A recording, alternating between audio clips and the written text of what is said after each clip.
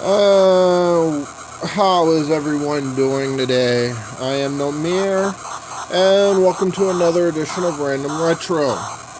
Alright, so I kind of started a project last week, and I was actually on the fence about whether or not I would actually go through with the entire project or just pick and choose. I went ahead and decided I'm going to just go through the entire project.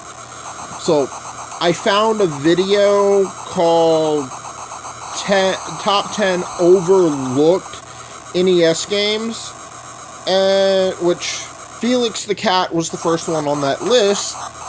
And as you know, I reviewed that game last week. I'm going to go through and give all of these games their own video. So, with that information out of the way, today's video is Krazy Kreatures. So let's look around at what we've got here. Okay,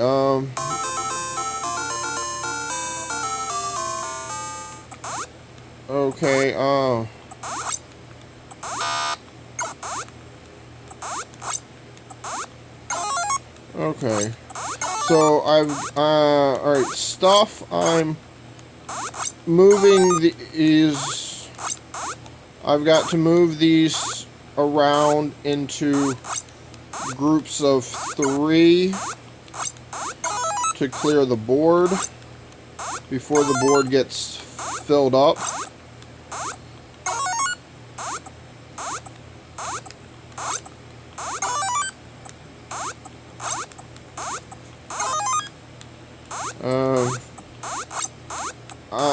Yeah, this is... Okay, I think I've just lost.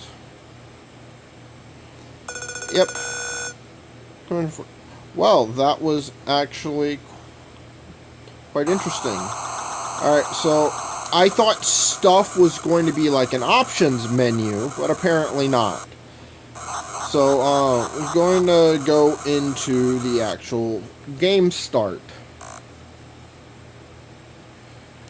Okay, 1 player, easy. We'll start with level 1.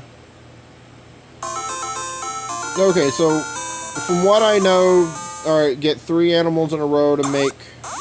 Okay, so what I know is that this gets quite fast-paced.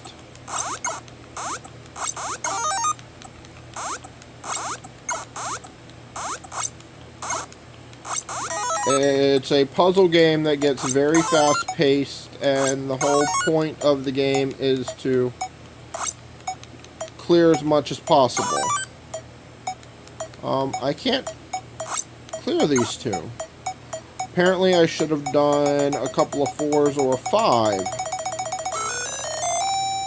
Okay.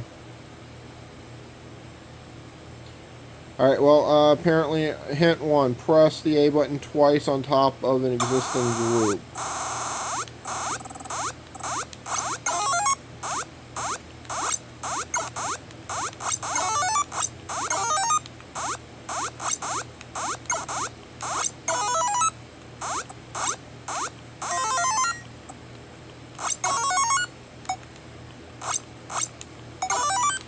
So, yeah, I've been told this is a very fast-paced game.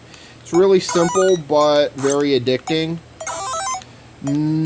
Which, in that regard, is no different than most other games. Come on. It's, in that regard, it's no different than most games that we play on mobile today.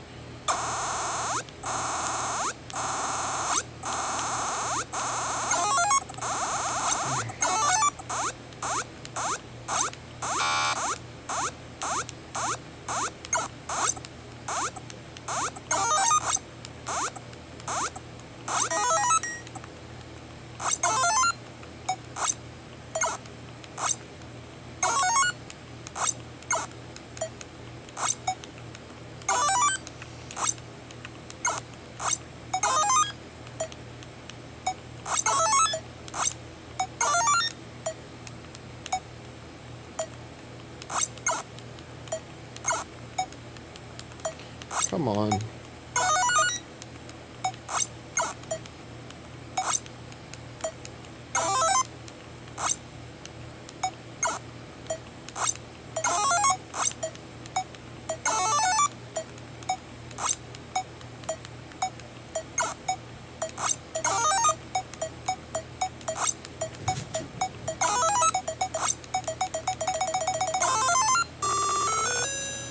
Okay, so yeah, the game,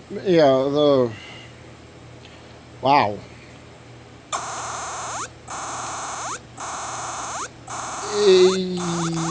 You easily feel pressured with this game. I mean, not necessarily in a bad way, but you get the idea.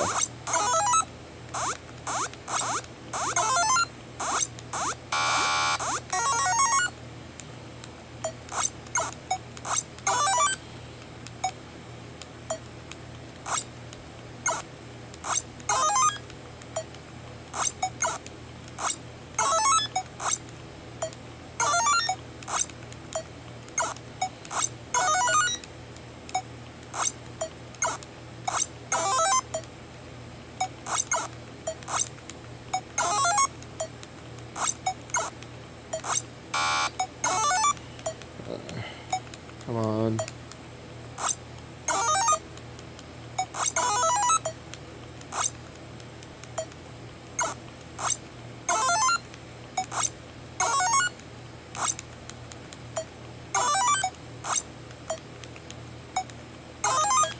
Oh, come on, come on, come on, come on.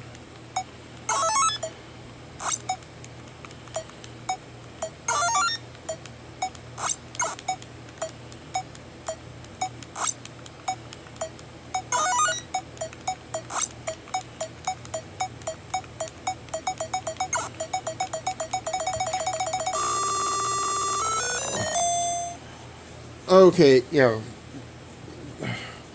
I understand what was being said by the person that reviewed the other video. In fact, I will link that video in the description of this one.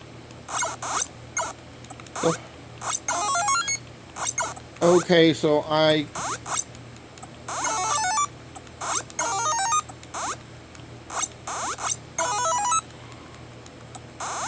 okay, so this time I can't clear the mouth.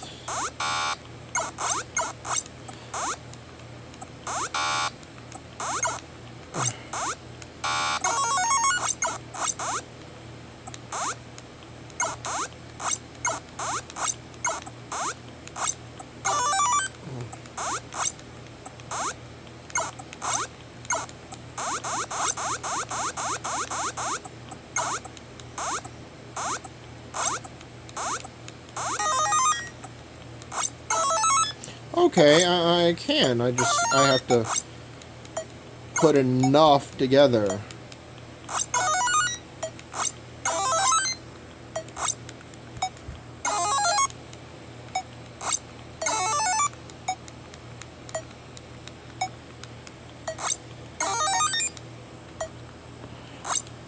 Sorry, I've had a cat in front of my screen.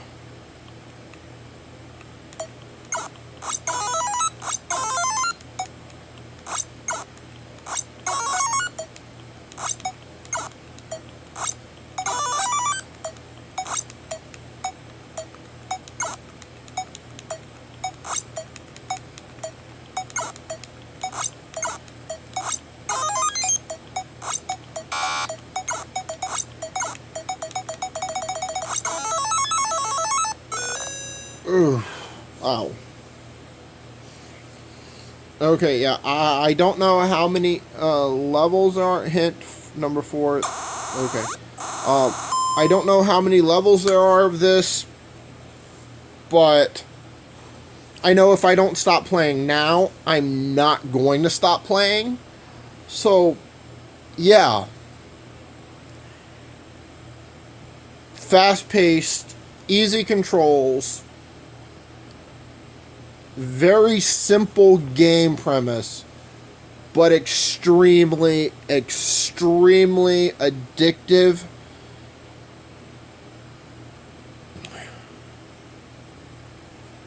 This is Krazy Kreatures for the original Nintendo Entertainment System. I don't know if there's anything else that I can say about this game. I'm going to go ahead and cut this video off here. This is probably going to be the shortest Random Retro episode ever. But, yeah. I mean, I would easily compare this game to some of the Match 3 puzzle games like Candy Crush, as far as how addictive and how fast-paced it can get. I know there's some that get faster than Candy Crush, but on those timed levels, like more frequently, I've been playing Fruit Chain recently by Blast, and the timed levels on that will wear on you a lot more than the levels where you have a set number of moves. Because at least with the set number of moves, you can plan what you're going to do a little bit better. But in timed levels, like this is completely timed, you are under pressure from the outset. You want to get as much done as you can before the time runs out. You want to complete your mission before the time runs out. And yeah, this is definitely a game I would challenge friends to. If I had owned this on the NES whenever I was a kid, I probably would not have gotten anything accomplished because I'd have been too busy trying to get the highest score possible on this. And my parents would have ended up selling the Nintendo just to keep, just so I'd actually do anything else. So, yeah. The graphics aren't horrible. I mean, the graphics aren't intended to be the main focus of the game. The graphics are, they're really simple, but generally speaking, it's very clear what you're looking at. In a very rudimentary way. I mean, we've got these blue faces, we've got question marks, the red mouths with teeth, we have books, you saw the cats, the tigers, the elephants, the rhinos, the snakes. Now there was another green thing, I didn't quite know what it was, but like, I knew it wasn't a snake, but yeah, it was probably a turtle. But I was too busy playing the game to really focus on what it was. But yeah, graphics are good. They are good for the time, and they're clear enough to know what you're looking at. That way, if you have more than one thing of the same color, you still know that, hey, this one does not go with that one. Controls are very simple. Now you cannot pass through any of these blue borders. You have to go around. And those blue borders can get frustrating. You may have noticed while I was playing, I kept just sitting there. I wasn't trying to, it's just I didn't realize that I was against a border.